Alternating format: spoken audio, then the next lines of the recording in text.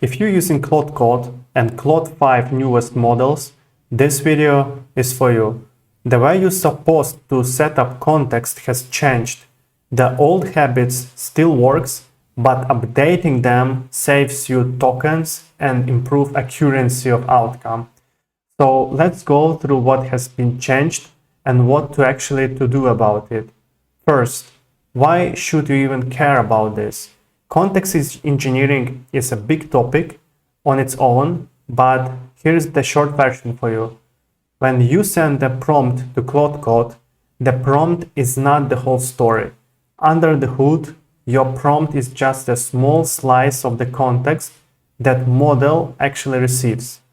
The rest comes from the system prompt, your skills, your Claude.md files, memory, and a handful of other sources. Models are evolving.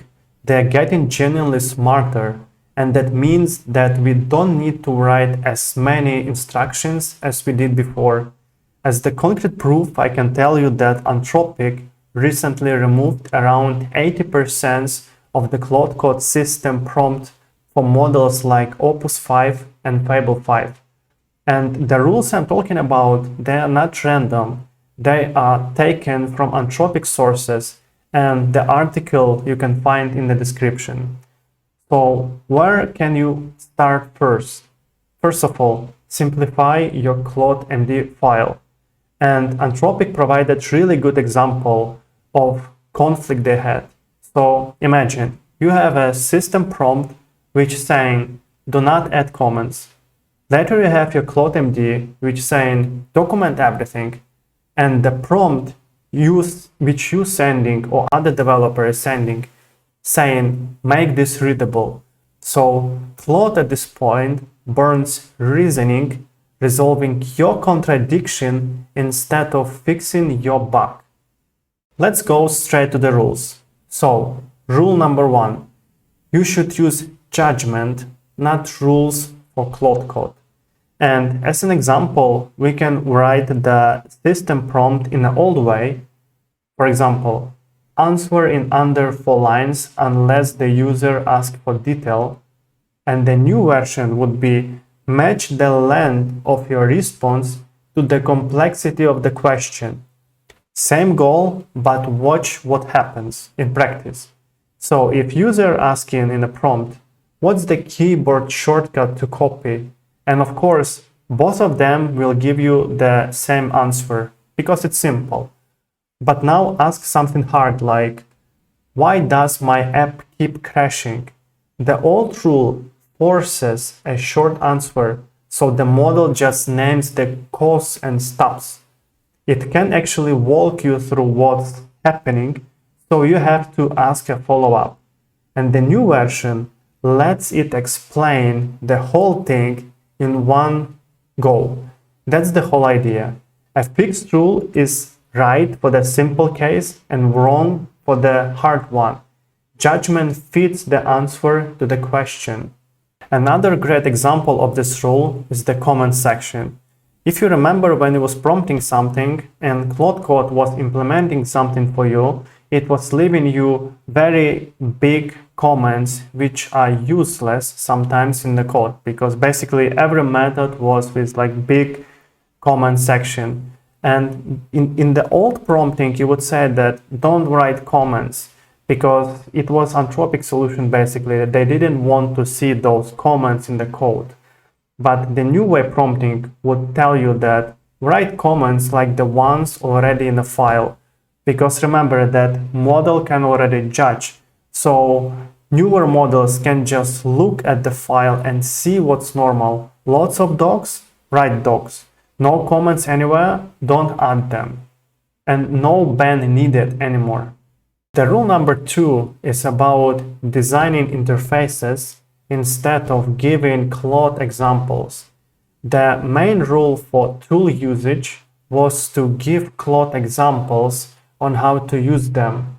And instead of using examples, think more about the design of your tools, scripts and files. What parameters does Claude have and how can they be more expressive? For example, In a to-do tool example you see right now, just listing status as enumeration between pending, in progress, and completed, it hints the Claude about how to use it. The third rule is about to use progressive disclosure instead of put it all up front. Yes, it sounds difficult, however, in practice, it's very simple.